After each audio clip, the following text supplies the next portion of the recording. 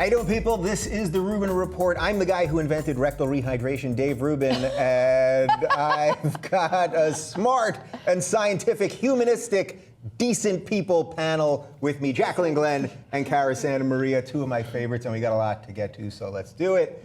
All right, so you guys may have seen this. Early yesterday morning, there was a stabbing in Brooklyn, New York at a Chabad house, and it's actually not getting a lot of mainstream coverage, which I think is kind of interesting, so let's take a look. Throw it, throw it. Step away, go over here. Hands up, put your hands up. Stand over here. Stand up, hands up.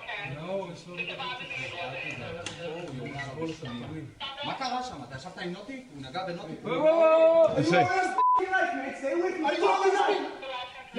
Stay away from the knife right now, man. I'm not. Are you gonna arrest me?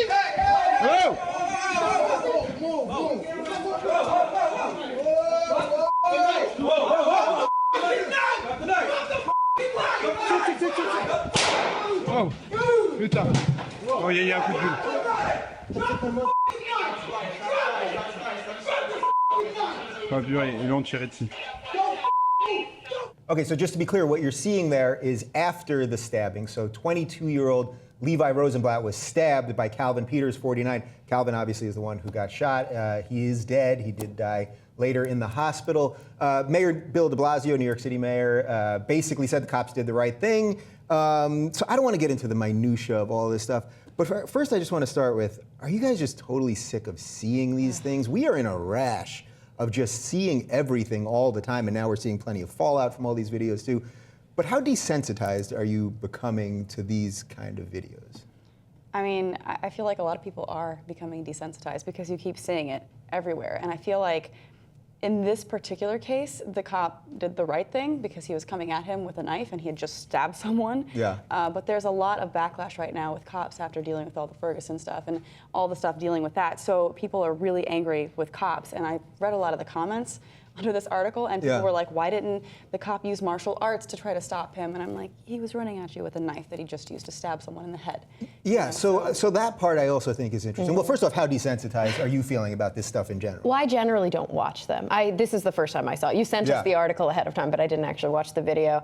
And I think some people feel that way. Some people do maybe enjoy watching this, but I'm glad it's happening. I've got to be honest. I'm glad that people are taking out their cell phones and taking video, because even though we've seen, unfortunately, recently, that those videos don't necessarily always change the outcome of a grand jury trial.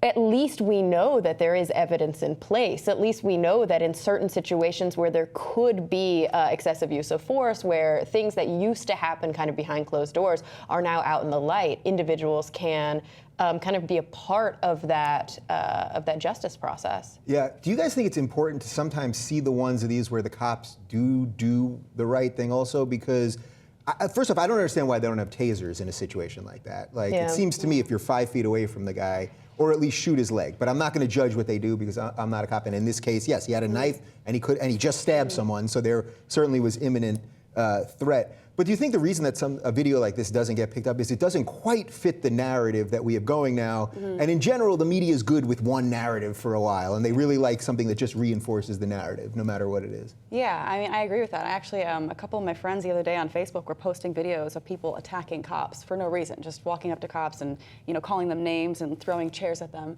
And he posted it with the caption saying, this happens too. Because I feel like only one side of the story is being shown a lot of the time. So this story maybe didn't hit as well with the media because it wasn't villainizing cops as much. Gosh, that's terrible. Yeah. That's awful. I have a different take, and maybe my take is a little more boring or not as sensational, but I see this as a local news story. It's New York City, just like in Los Angeles. Recently a guy was wielding a knife on Hollywood Boulevard. He got shot by police. It was an open and shut case.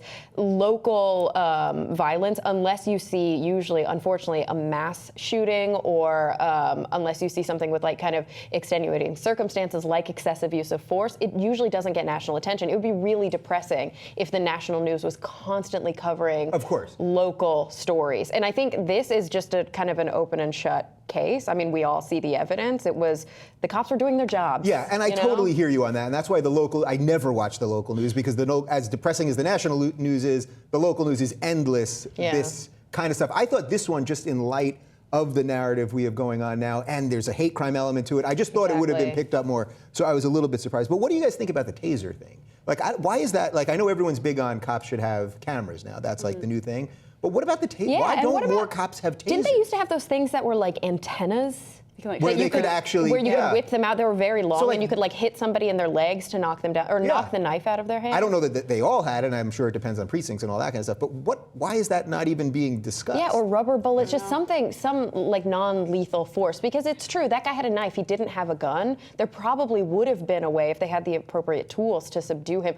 I mean, who knows? I think they were doing their jobs the best of their ability. But if they had better tools, they may have been able to prevent this crime or. Yeah, I actually heard that too about the Los Angeles guy with a knife. They were saying, why didn't they try to use like some sort of martial arts on him or a taser or something like that? And I understand that to a degree, but you also don't know what other weapons that person might have on them. Yeah. They might have a gun. I mean, martial arts Also, is a bit ridiculous. I'm not sure all our cops are ninjas. But exactly. Like hand-to-hand combat is different than shooting somebody with a beanbag or a rubber bullet or something that might stun them, drop them to their knees so that you could rush in and cuff them. Right, I think like that's a different story. That's where this discussion should be going, about alternate ways to stop bad things. I also think a discussion, and I hate to extend the conversation, but a discussion about whether or not hate crime legislation is something that should exist is a whole other conversation, because I think there are First Amendment rights that brings up. I used to, as a younger person, not that I'm any less liberal now, I just think I'm more of a constitutionalist you're getting now. old and conservative. Exactly. No, I just think I'm getting older and more kind of deferential of the Constitution. I worry a little bit about hate crime legislation because I worry about being the thought police. Yeah, well, I struggle with that too, because yes, clearly in this case, they're not saying it's a hate crime, by the way. Because the this guy cops was are saying mentally there isn't, unstable, right? too. But it seems like if you walk into a place where you know there's going to be Orthodox Jews or Muslims, like that's and you not, yell things like "I'll kill all the Jews." Yeah, that seems a little hate crimey, as opposed to walking into a drugstore and shooting the guy that's stocking the shelves. But there are always. But is that worse? I There don't are know. always limits. I mean, isn't any man who does domestic battery and abuse targeting women? At a certain point, where do you draw the line? Keep in mind, this guy also had bipolar disorder. So. Exactly. Right. So when they're mentally unstable, does the hate crime legislation really make as much sense? I don't know. And I bet you could probably argue or find out. I bet you there would be empirical proof that most of these people have some sort of mental disorder. So yeah, most people don't kill for fun. Yeah. Usually there's some sort of driving force in it, and a lot of times it has to do with mental health. Yeah. All right. Well, we could talk about the thought police and all that for a whole other segment, which we definitely will do next time I have these guys on. But let's move on. ISIS. We haven't done anything on ISIS in a couple weeks, and ISIS also has sort of fallen out of the news in the last month. Although, again, we are at war right now in Syria with no congressional authorization. Have you heard me say that yet? But some interesting video and pictures. We've got some pictures for you of ISIS kids in training. Literally. That is what you're looking at right here. We've got 5 pictures for you, so we're going to scroll through them. They're dubbed the Caliphate Cubs. The children appear to be a little more than 10 years old and are dressed in full combat gear as they struggle to hold weapons while standing in front of ISIS's infamous black flag. And these photos were released by the official Islamic State media. Again, not the first time we've seen stuff like this. We did a video a couple months ago about this Australian kid who was like 18 years old, who's like a leader for ISIS right now. But these kids are like 10. Yeah, so, all right. So what's the grossest part here? Is it now just the raw age that the indoctrination has begun? Is that the worst part here? I don't think this is new. I'll say that. No, it's I not. think There's that actually they've been doing this for a very long time. I think that they just are targeting. They know that there's a fear factor. It's terrorism. Mm-hmm. And when we talk about terror, this is one of the ways to accomplish it without even committing any atrocities, to show the world exactly what they're doing. I mean, it's very reminiscent to me of Hitler Youth. It's very reminiscent of this. But we all know that this happens in madrasas anyway, that it's like get them while they're young, indoctrinate them, and now these are pretty much soldiers for Allah, for Muhammad, for the Caliphate, as they were calling it. So in a weird way, is this stuff more fucked up than the beheadings? That's what I keep thinking. Like the beheading is a one-shot deal, and you know, every few weeks or whatever it is. I'm not diminishing it or minimizing it in any way. But this thing where they're taking these kids and literally breeding this stuff that is going to last for generations. Yeah, they turn them into robots, I feel like. You know, they're not even little kids anymore. It's like they've done so much of this that by the time they've reached, you know, even a teenager or later on into adulthood, it's almost like second nature to do terrorist attacks. Yeah. It just feels normal. So what can we do? I'm guessing that these bombings that we're going to do are not going to stop them from teaching kids. If anything, it just proves they go, oh, look, they're dropping bombs on us, and then it gets the kids more. So what do we do? I mean, this is the long game. This is diplomacy. You know, unfortunately, this is improving educational efforts in parts of the world that may neighbor Syria, that may neighbor Afghanistan, that may neighbor Iraq. You know, it's ensuring that. Yeah, where are those guys? They never seem to do anything. Why is it everyone hates the America for coming in, and then at the same time, if we don't go in, these guys, those neighbors never seem to do anything? Well, and I think a lot of times it's because they don't have as much ability as we do. I mean, for us to come in from across the ocean and kind of put troops on the ground or send missiles over is a lot less risky than for a neighboring country to invade. And especially when we're talking about terror cells, when we're talking about things that aren't necessarily state sanctioned, it gets very complicated. And so, I mean, granted, I am not an expert in this kind of international conflict, this kind of diplomatic relations, but I think it's both. You know, when we bomb madrasas, when we go in and we bomb terror suspects, it breeds more terrorism. We know that. It's a recruiting tool for ISIS. And I think, unfortunately, this stuff is going to happen until we start to see major change affected in parts of the world where there are pseudo-democratic governments taking hold, where we see individuals who are more who have opportunities for education that didn't have opportunities for education before. But it's a long game, a very long game. I was going to say, I don't know exactly where those are in that part of the world, but where are the children's groups? Like, where is UNICEF or the UN, or shouldn't this be like something that everyone forgetting? That's what I was just going to say. Like, we talk about the United States intervening, and I think that's really important, but I think it's also really important that it's not just us. Otherwise, people get irritated. They say, oh, the United States is just poking their nose in other people's business, which we've been known to do a few times before, and I think it's important that when we actually do go and do these things, that we eventually leave. Yeah. Because we have, you know, this reputation of staying in other countries for far too long. You mean like that 12-year thing that we just signed with Afghanistan to be there through 2024, like that thing? Yeah. Stuff like, but I mean, I think like in situations like this, children's groups, like you just said, need to come together and do something. Because so where are they, It's tough really? Because where are the kids going to go? Like, we're going to have to establish refugee camps. And unfortunately, when you look at, you know, the efforts that UNICEF has had historically in, for example, parts of Africa that are experiencing civil war or that are experiencing genocide, those kids don't want to be caught up in that. So if they can escape and go to a refugee camp, that's where they'll want to go. These kids are not going to willingly leave.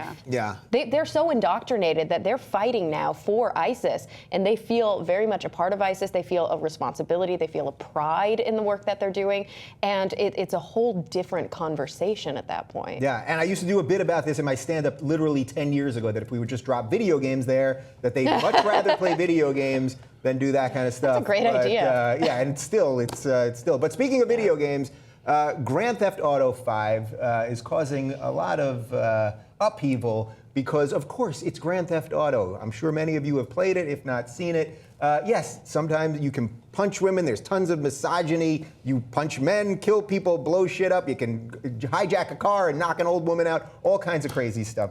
Beat up hooker. I mean, it's endless. It's endless. I've played many of the games myself. But I have. Okay, judge me. You can judge me in a second. I've also played Super Mario Brothers. Look what he used to do, Turtles.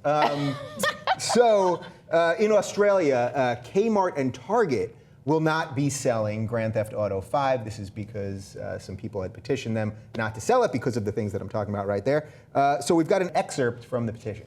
This is from change.org. The game encourages players to murder women for entertainment. The incentive is to commit sexual violence against women, then abuse or kill them to proceed or get health points. Games like this are grooming yet another generation of boys to tolerate violence against women. So we've done a little bit on video game violence here, and actually from most of the studies, they haven't really been able to correlate playing video games to actual real-world violence. I know in my own life that a lot of times you can play video games and you get some of that aggression out. That's the way I look at it personally. But now judge away, Jaclyn Glenn. Yeah, I can't believe that you play that game. You're such a misogynist. Horrible misogynist. I hate women, and Yes. that's how I've been. Right. Yes. I mean, I don't get the outrage when it comes to certain things like this, because what are you going to like ban everything from the stores? Are you going to ban R-rated movies? Are you going to ban everything that has violence? And what you were saying earlier, it's not just against women, right? You can beat up anyone in the game, right? You can kill any. I mean, literally. Okay. I actually haven't played Grand Theft Auto 5, but in the earlier ones, you could literally punch an old lady or a hooker on the street, rip someone out of a car, jump in the car. That doesn't make you want to do those things in real life. Yeah, and like you said, there's no proof that actually correlates. So I don't understand why people are still going on about this. So can you handle the scientific part of this? Because you were nodding with me that there is no proof as far as we know. I have a few things that I'll say about this. Yes, study after study does show that there's not a correlation between violent behavior and violent video games. I think that Grand Theft Auto is a particular game. It's different than most other games where you're shooting, like shoot 'em up games, first-person shooters, things like that. This game does have a lot of violence toward women specifically targeted in it, and a lot of other games don't. And I think that Change.org petition was specifically focusing not on causing violent behavior, but being more permissive of it in culture. Right. And I would not be surprised, I can't speak to it scientifically, I don't think there have been any studies about it. I would not be surprised if this kind of game does foster that. Now, that being said, there are First Amendment issues here that we have to focus on. Yeah. You can't ban everything. Well, first of all, this is in Australia, just for the record. So That's they don't have the First Amendment the way we have the First Amendment. And so maybe but they are a that's westernized why nation. we can have this kind of a conversation. This isn't happening in Walmart here. But also, if you remember historically, back in the good old days of CDs, Walmart used to not carry CDs that had an explicit label on them. You remember? They had like the cleaned up version, and they would always sell those cleaned up, the radio-friendly version. So historically, I'm not surprised that this is happening. I think where they're getting into a PR nightmare is that they had it on the shelves, and now they're going to stop having it on the shelves. If they had never purchased that game to begin with, and they had never sold it in their stores to begin with, there wouldn't be as much outrage. But it is, in some ways, a private. I could argue differently from Walmart because they get massive government subsidies, but they can kind of choose to sell it. It's not a library. We're not talking about banning books in a public library. And again, this isn't the United States, so the First Amendment isn't quite. Isn't this also the fifth version? Yes. What happened to the first four? I know. It's okay. Maybe the graphics got so good they couldn't ignore it anymore. Yeah, all right. Well, to the point about the outrage, the Grand Theft Auto fans have now started a petition, and they want the Bible banned in those stores as well. Let's take a look. Withdraw the Holy Bible. This sickening book encourages readers to commit sexual violence and kill women. This book means that after various sex acts, readers are given options to kill women by stoning her unconscious, setting them on fire, cutting off their hands, and killing children. I mean, they kind of, they're making a point. There's a point. That's a pretty good point. I think the Bible is probably one of the most violent books that there are out there. And if you're going to ban a video game, then you should ban the Bible. I know. I mean, and the article said that it's like the figurative. They're like, we don't really want to get the Bible banned, but like it's just to make a point. But I think it's worth more than just making a point for this one issue. I mean, I think we all probably agree that this is the best response you can come up with. It's brilliant. It's a great PR stunt. Right. And it gets people talking. And it's true. I mean, reading the Bible may have similar effects as playing Grand Theft Auto. Well, it has worse. And especially if we are going to look at it tit for tat, the violence against women and being permissive of violence against women is the same in both of these situations. Yeah. Do you guys think that part of the reason that they're going after this game specifically, and I think you were sort of alluding to this, is that this is like a real world game? It looks like it's the real world, like something that could actually be happening in Miami, as opposed to most of the other games that are about monsters and aliens and stuff like that. So there's you could kill 1,000 aliens and it's irrelevant versus. Well, also, can you think of another mainstream game? Now I know there's like weird stuff in 4chan and out there, but like, can you think of another mainstream game where you can pick up a prostitute, have sex with her, and then murder her and steal all of her money? I don't think, and that's a feature in this game that's played a lot. It actually, like they said, it gives you health points. It improves your score to go around doing that. Are there any other games like that? I'm pretty sure sleeping with a hooker is not going to give you health points in real life. I know, Just for the exactly. record. So maybe there's a mixed message here. Most video games, whether they have, a moral outcome or not, a lot of them are, World War II games, or they're, like you said, fantasy lands where you're building up different worlds and you have battles and things like that. But this specific focus of the game. Yeah. I think that that's why it's being targeted. I can't think of another mainstream video game where you can do that. Yeah, but you basically think that's sort of a moot point either way because... Yeah, I mean, it's pretty horrible. It's not my favorite thing to do. But still, I still do it. It's just not my favorite. Yeah. But the fact is that it does not actually cause violence. And if you want to look at their Bible example, religion is a real thing that causes violence against women every day. So if we're going to complain about a video game possibly maybe kind of sort of causing a problem, the Bible actually causes it. False equivalency. She's calling it out. I also think that we need further study. My scientific mind is going to come in. We need further study for that. These studies did not specifically focus on a game like Grand Theft Auto, as we've pointed out, which has these different attributes to it. Yeah. And also, I know that so much violence has been committed in the name of religion. I'm not sure that religion is what causes it, or it's just an excuse to be able to carry out what you want to do. In that's your another heart of good hearts one for another show. But wait, real quick, last thought on this. Do you think there's a little bit of a danger where the gamers, when they go ahead and do this, and then the people that are the religious people or the people that believe in the Bible or whatever, the more traditional people, whatever you want to call it, that they then go, look, the seculars, the liberals, they're coming after us. So in a weird way, you strengthen them. I know you don't buy that argument either, but I think there's some element to it actually, it's a real world thing. I mean, yeah, but they're going to say that about anything that you say against them. Oh, well, they're just going to fire back at you with something else even more ridiculous. There's no winning, I feel like. Yeah. Yeah, it's similar. I mean, it's the same argument that we say about you go over and you bomb terror cells and it strengthens them and it improves their recruitment abilities.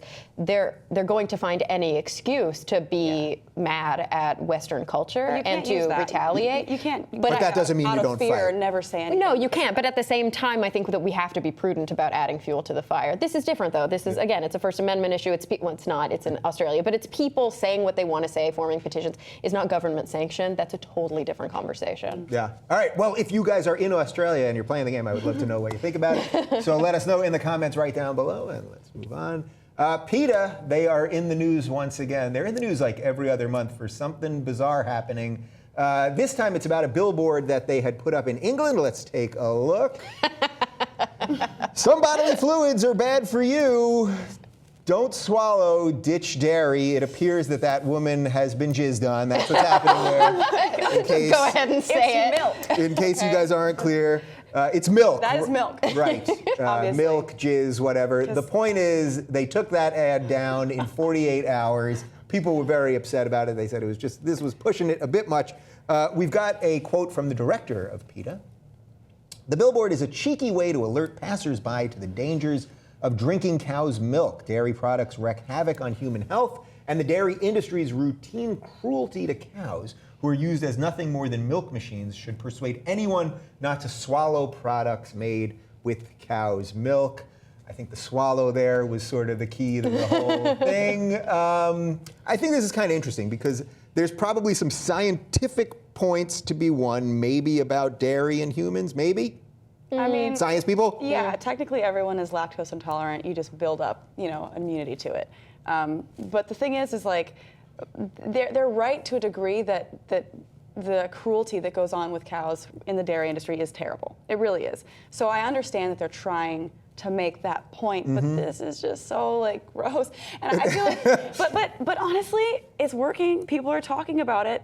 That's what they wanted to happen. A lot of groups do this. They'll make a billboard or send some kind of message that's over the top, controversial. People talk about it because if you say something nicely, no one listens to you, honestly. Right, so is that the key here? So they're just playing us, sort of, like they know this is over the top because this is purely porn, sexual, we get what they're doing, and then they take it down and now they just get free advertising, right? I mean, this is old hat for PETA. Yeah. I generally disagree with 99% of what PETA says. I also generally disagree with maybe 50% of PETA's marketing tactics. I love this one. I gotta be honest. Yeah? I think it's hilarious. I get that a community would want to take it down.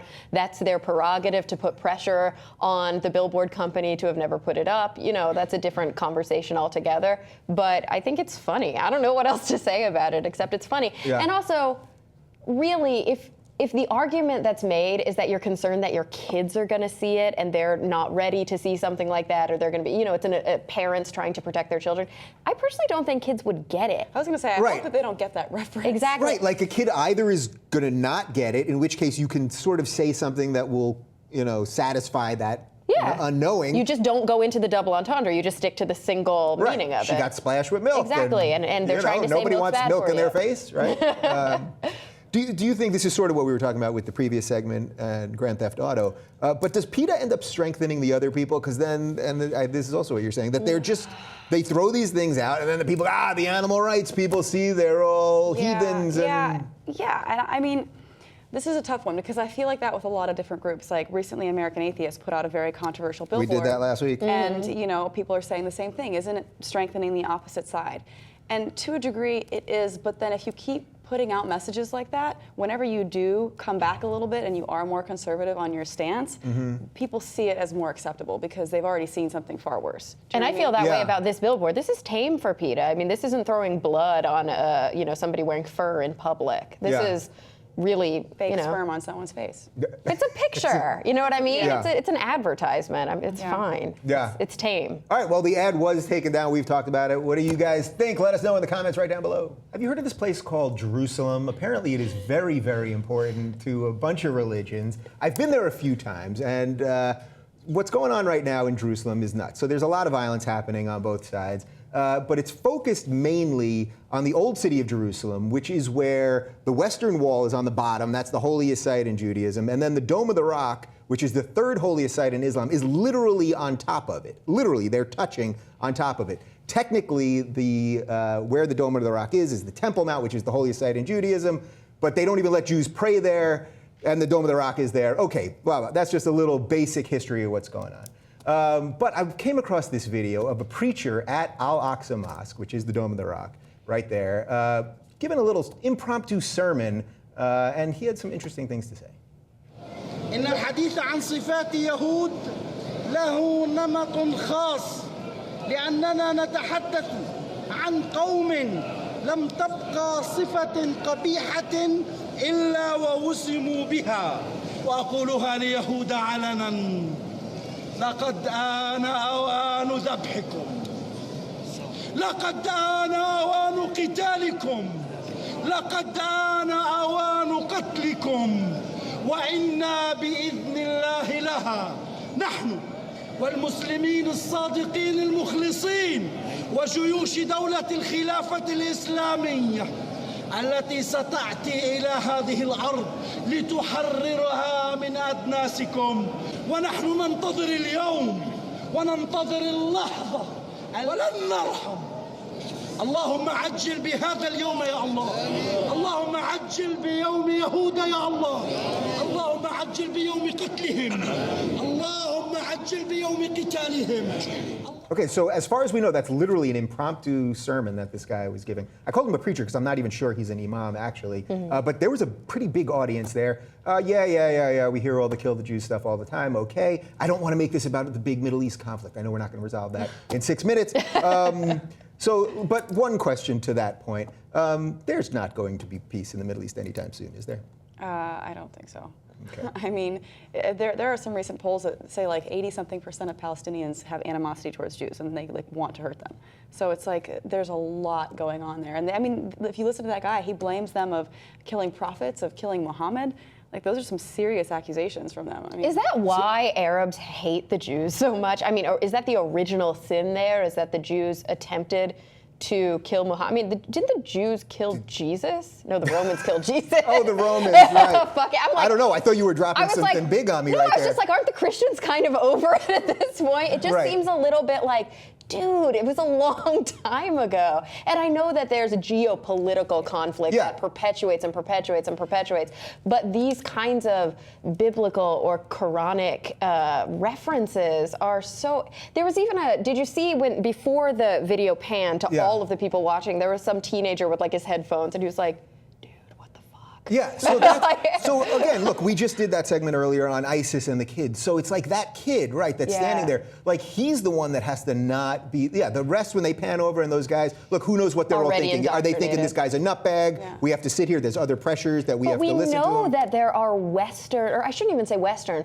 let's just say moderate, still Eastern, but moderate Muslims out there who listen to people like this and they're like, dude, you're what's making us look bad. Yeah. You're what's making it so that we can't make progress in the rest of of the world. And you're what's making it so that everybody in the West thinks Muslim. They think of you. They don't think of me. They think of you. Right. So removing the geopolitical, because I get it. Of course, there's a geopolitical, there's land issues. Fine. We can't resolve that right now. But really, I think when you hear things like that, it proves that this really is a religious war, not a geopolitical war, because he's not saying the Israelis, he's saying the Jews. That means he wants to kill me too. You know what I mean? Like, he's not saying if he was saying the Israelis are these people have this land and but he's not. He's saying the Jews, and he's going back to some old shit in the book. Yes and no. We don't know because I can't translate that. Can you translate that? Well, going on the assumption that that's an appropriate. The YouTube channel that we got that from is known to. Also, going on the assumption that in Arabic, and I have no idea, that Jewish and Israeli are two different terms. I'm not sure if that's true. There may be that in Arabic you kind of lump those things together. So benefit of the doubt. I suspect not, but sure. okay, I'll give. Benefit of the doubt. He's saying the Jews, the Jews, the Jews. I still don't think that it's easy. And this is an argument I try to make all the time because a lot of people try to say it's only geopolitical.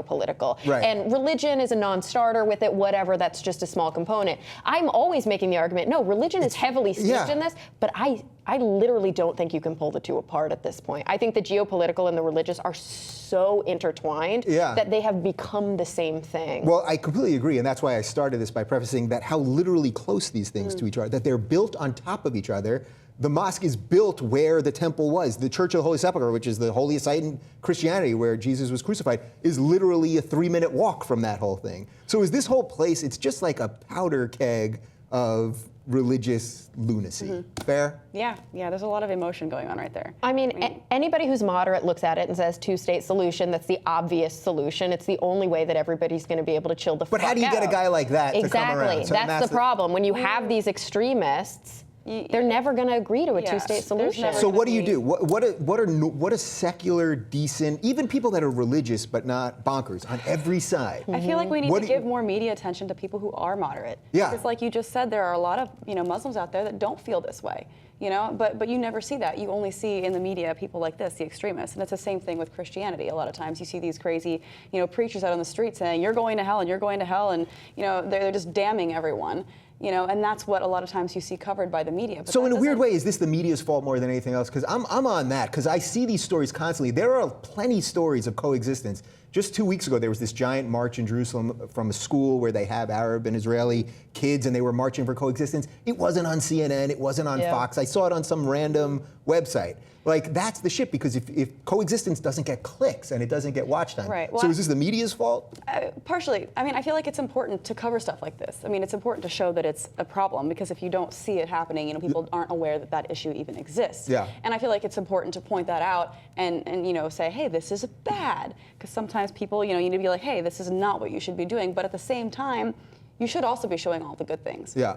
I mean, it's not the media's fault. It's the fault of these warring sectarian factions who are really not right. I don't mean the media's fault, but I mean sure, it so much attention. Of course, it exacerbates the problem. And another problem is that when you do see the alternative argument, as we saw on that episode of Real Time, where Ben Affleck was so fucking defensive and not making coherent arguments and not willing to look at nuance or really understand what Sam Harris was trying to say, that doesn't do anybody any favors either. What I think unfortunately has happened is that moderate Muslims have become so defensive because they feel their backs against the wall by Western inacceptance of Islam, that they're clawing their way back trying to make the argument, and none of it comes across as healthy or coherent. And so I think what we need to see more of is actual intellectual discourse, which is a really tall order to ask for, especially in modern American media. Yeah. Have you guys heard about gender disappointment?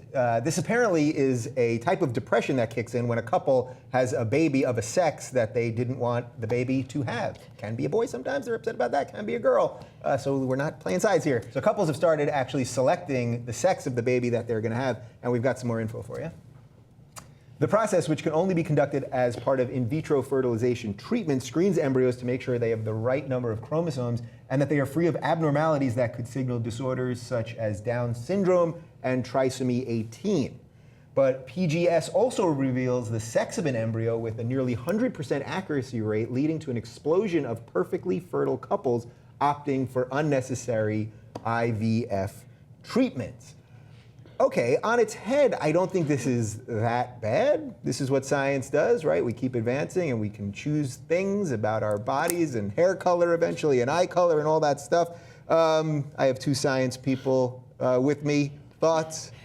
I mean, I don't really see a problem with it. I mean, like, I actually kind of like the idea that you can screen for different genetic abnormalities like Down syndrome or Edwards syndrome. It's just, it's nice to be able to see that kind of thing, because I think most women who do get pregnant with a baby with Down syndrome, for example, they end up having an abortion at some point. So it'd be better to know that earlier than later. Right, and we've been doing this in terms of diseases. We've been doing this for a long, long time, right? Screening for diseases. But is there a difference in something that is a life-threatening, screening for a life-threatening disease as opposed to just the gender of what would be a perfectly healthy child? I don't think so. I mean, where do you draw that line, and who gets to tell you that you have to draw that line somewhere? I assume it's in the Bible somewhere. Exactly, that's the problem. The people who are really pissed off about this are the people that make the argument, you're playing God. Well, I don't fucking believe in God, so I don't really see a problem with this.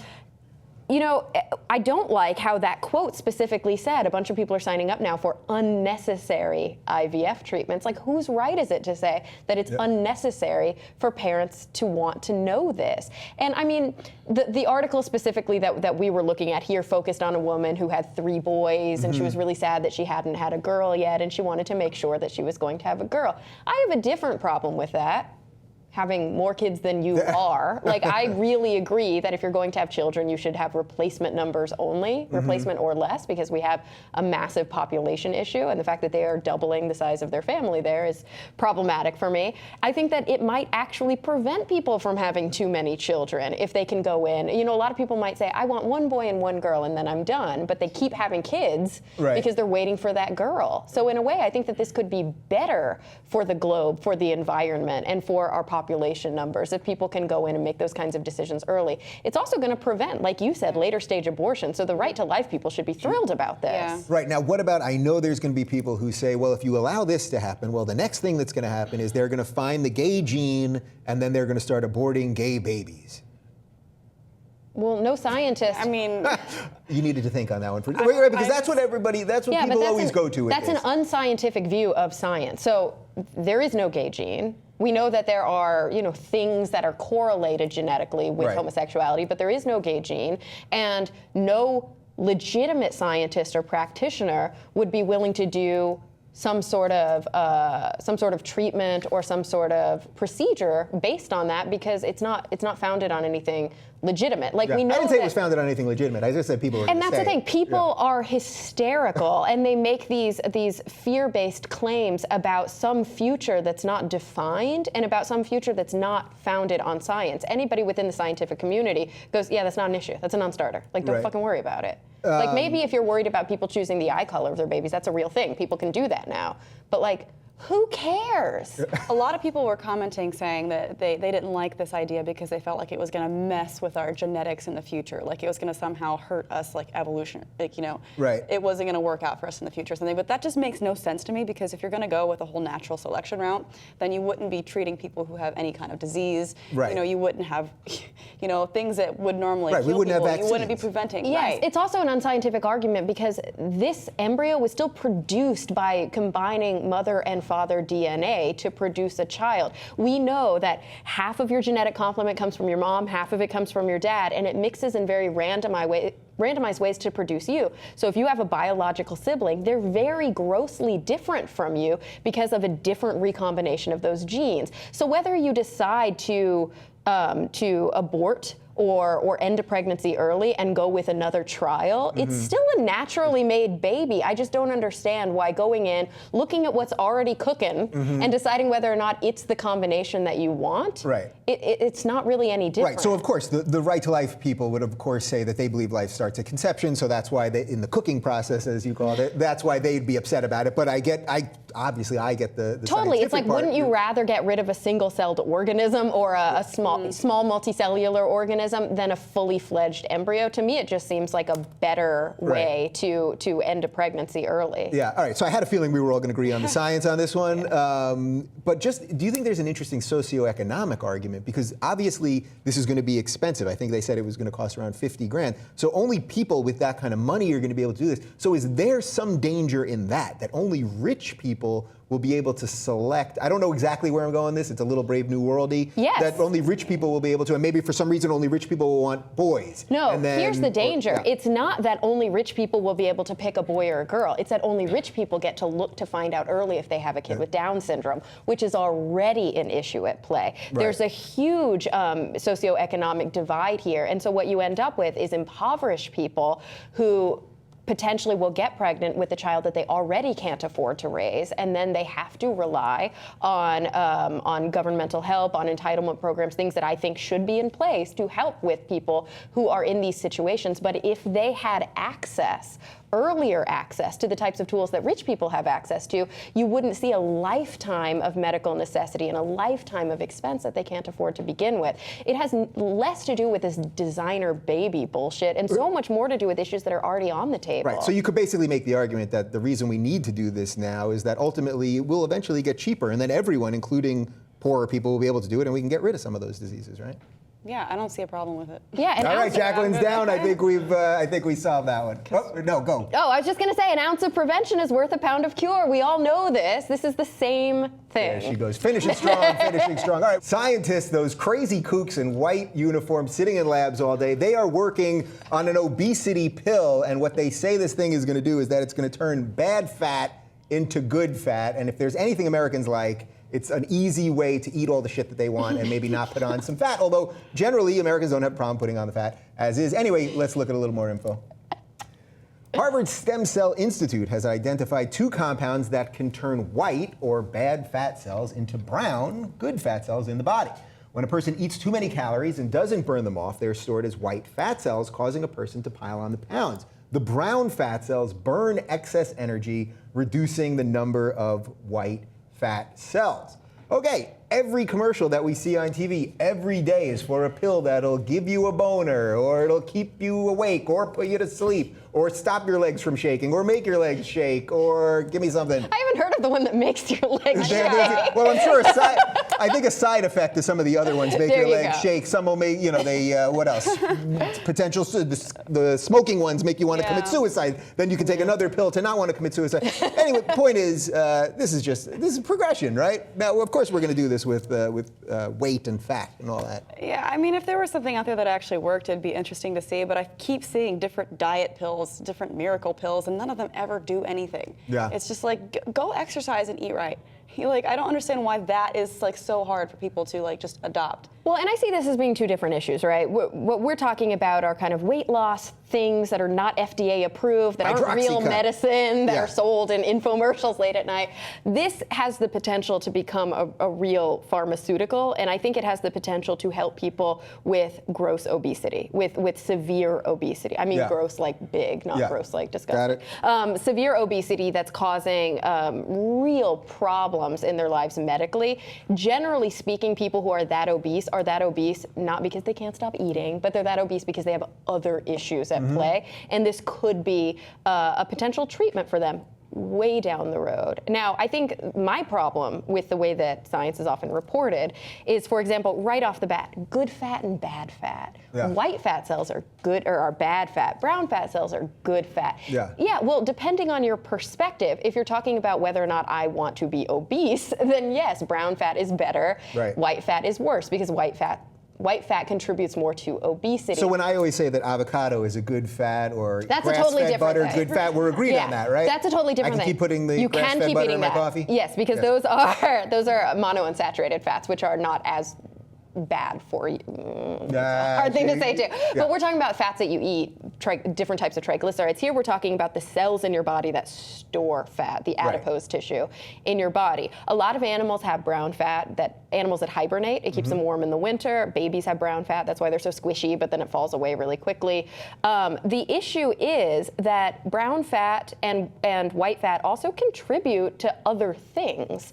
So they're already finding in these early trials, they haven't even really started doing clinical trials on mice yet, I think they're in the early stages, that this pill could totally fuck up your immune system. Right. So to that point, I want to get to what you said, which is just eat right and exercise. Well, I mean, like she said, there are some people that this could really benefit. But my concern is that people are going to use this as an alternative to a healthy lifestyle. Right. And throw the rest of it out the window.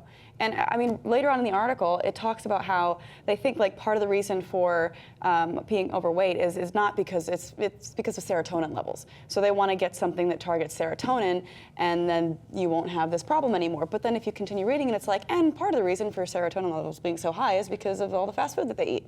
It's like, okay, well, if you could just cut out the fast food, then you wouldn't have the serotonin problem, you wouldn't have the obesity problem. So it's like they almost like And doesn't exercise help your serotonin levels? Yeah, sometimes, and right? and it's like, you know, exercising and eating right makes you feel good. You know, even if it's not going to shed a pound from your body, you should still do it. And I'm just afraid that something like this is just going to be another excuse for most people. You know, it's going to be like the next diet, you know, fad. People are just going to, you know, go Right, with it. so that's the part that I think is interesting. Yes, obviously there will be cases that if they can figure this thing out, it could really help the extreme cases. Yeah. But we live in a fast food nation where you know that this pill 3 years from now is going to be marketed the same way Viagra is marketed, or whatever it is that you're seeing on TV all the time. And then just the average person, instead of eating right and going to I'll exercise, just get the good fat. Yeah, and there will likely be detrimental health effects that come along with it because the commercial will have 3 extra minutes. Yes, every medication that you take, it's a risk-benefit analysis. There are people who need meds, and they have to deal with the side effects that come along with those meds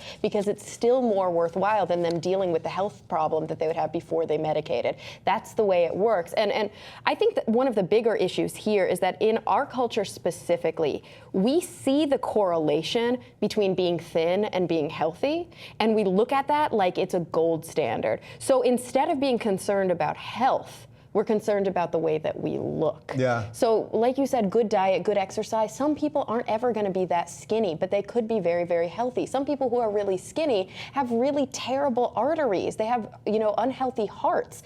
And just because you take a pill that converts good fat to bad fat, that's not going to do anything for the hardening of your arteries because of all of the cholesterol that you eat. It's not going to do anything for the other detrimental health effects of eating poorly and not working out. So if you're that vain, if that's all you care about is the way that you look, maybe this pill is for you. But I would recommend trying to be healthy first because you're going to live a longer, happier life. You know, speaking of the vanity thing, I watched a movie a couple nights ago. It was this tiny movie with Scarlett Johansson, came out about a year ago. I think it was called In Her Skin, am I right? In Her Skin?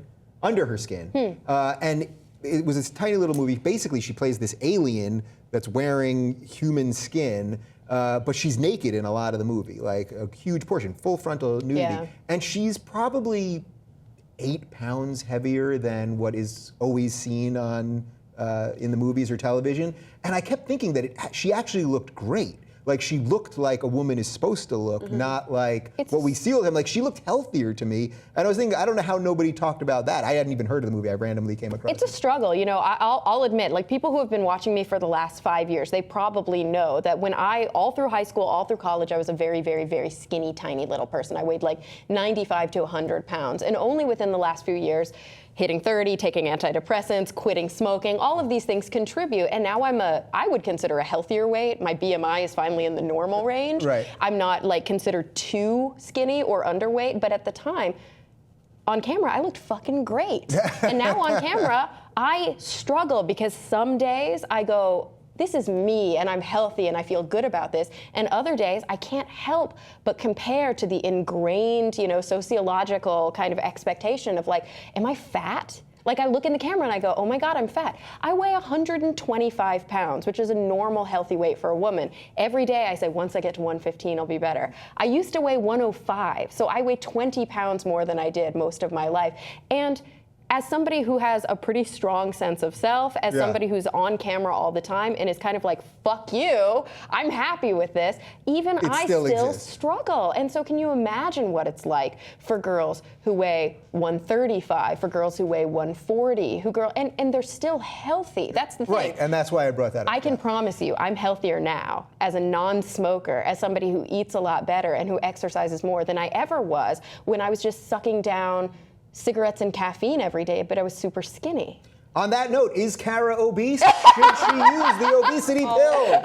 This is what we're gonna do now. avoid reading the YouTube Let comments. us know. Yes, you have Oh my gosh, I just want to say, but Yes. I just wish people would focus on health and not looks. I mean, I know Yeah. that you said this a lot of different times, but I get so much shit sometimes for being too small. And Exactly. I have I no, see it on your Instagram. I have People- yeah. no eating problems. And I used to have that same I mean, problem. It's both ways, and I just wish people would stop focusing so much on what people look like and just be like, are you healthy? You are? Great. Because as we now know, me having lived both of it, nobody's going to be fucking happy. When I'm 105, I'm too skinny. When I'm 125, I'm too fat. Yeah. Somebody's always going to be like, you don't look exactly like I expect somebody on the cover of a magazine to look like. Well, you know what? They don't look like that either. It's like the three Photoshop. bears. The porridge is too hot sometimes, it's too cold Exactly. Or sometimes. taking the diet pill. Be who you are and be healthy. I think that was the point that we took away from there. All right, one more for you. Let's talk about Supermice. I'm not talking about Mighty Mouse. I'm talking about Supermice. They are on their way, that's right. Scientists at the University of Rochester in New York have created a super mouse, and we've got some info for you.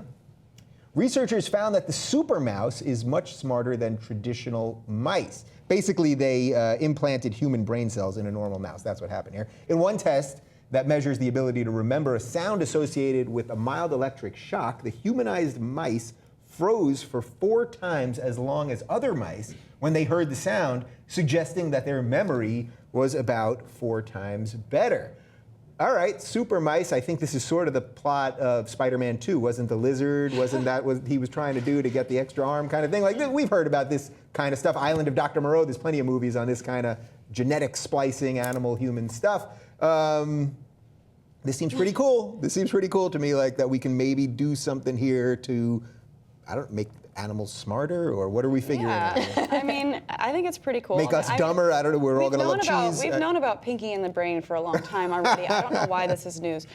Great theme song, by the way. Pinky and the Brain. Okay, I'm not going to go into that. But no, I think it's really One cool. is a genius, the other's insane. Thank you. That's the only other part I remember. Yeah, go ahead, sorry. No, I just think it's cool because we can use the research done on these mice to help people, who have different diseases that like myelin sheath degradation and stuff. Like we can help build that back up with oligodendrocytes and stuff that they're using from the glial cells. So, so I mean, stuff like good this. He doesn't know. That was he doesn't know what you just said. Okay, well, okay. So, Yeah, to back up for the regular person at the table. So they have glial cells, and they can turn into either astrocytes or oligodendrocytes. The astrocytes are used more for like repair and different things like that, and neurotransmission, and the oligodendrocytes are used to make myelin, which can also, like if you have myelin sheath degradation in different diseases like multiple sclerosis, you could use it to repair things like that. So I mean, whenever you do research like this, you could take the information and use it to help people.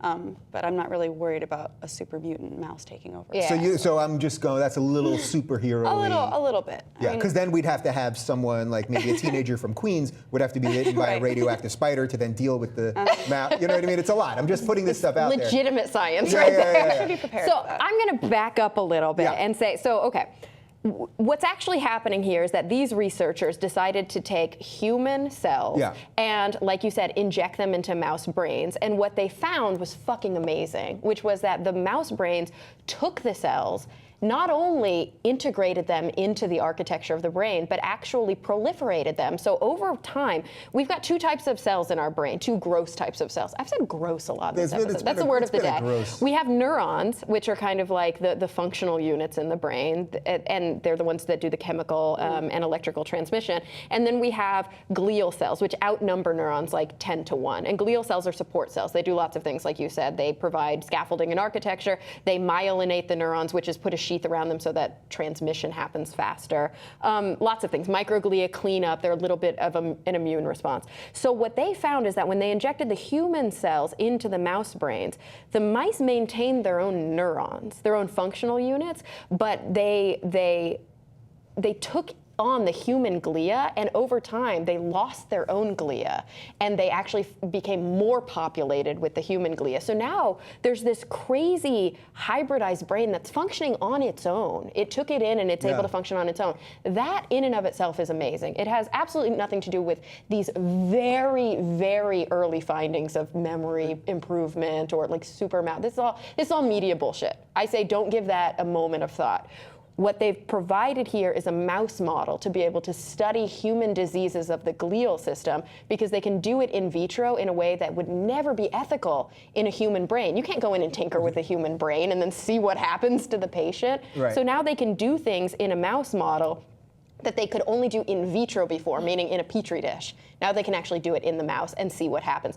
This is a wait and see moment if memory is improved, if we've got improvement of these kinds of disorders of myelin sheaths and things like that. But it could open up a whole new realm of research that's really exciting. Yeah, I suspect I know the answer on this, but where do you guys stand on testing on animals in general? Now, I get that, of course, this is different. Testing something like this is certainly different than testing for lipstick. Right, and I was just going to say, it depends on what it's for. I mean, obviously, if we are looking to make, scientific advancements, sometimes this type of thing is necessary. If we're going to help, cure human diseases, then, yeah, go for it. But if we're just dropping, shampoo into eyes of rabbits, just don't put the stuff in your eyes.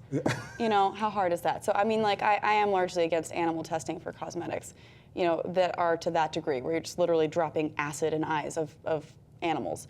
But stuff like this, is kind of a necessary. Do they ever find that the acid in the eye doesn't hurt?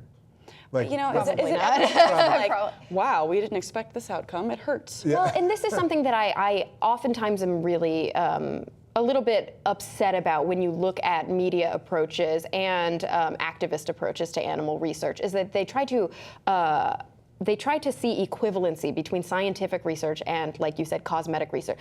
That's some bullshit. Yeah. That's stuff that happens with no IRB approval. That's stuff that happens in private medical private corporate institutions, pet food companies, cosmetic companies, things like that. But when we talk about legitimate science, government-funded science, science that's happening at public and private universities, there are insane protocols that have to be covered. Yeah. You can't do research on animals if there are certain ethical ramifications. It has to be minimally invasive to the animal to get the desired outcome. It has to be minimally painful to the animal. You're always trying to improve the safety and the health of the animal. I definitely see cutoffs with animal research. I have a hard time with the idea of doing animal research on dolphins, elephants, and great apes. Yeah.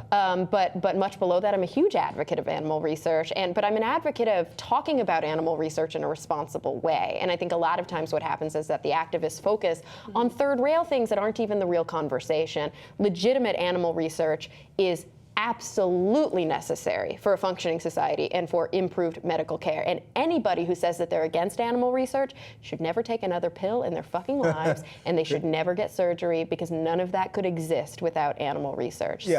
Sorry to tell you, that's just the way it is. I have one great resource for this.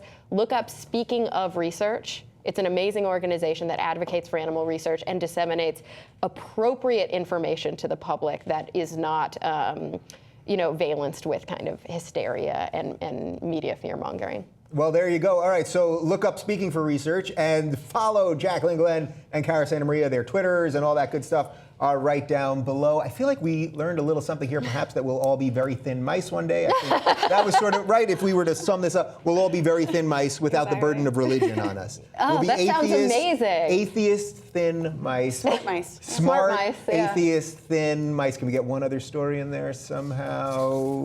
Not ISIS. I don't think that'll fit. And with no religious extremism and PETA. Living in a two-state solution. In a two-state solution. All right, guys, thanks for watching. We'll do it again next week.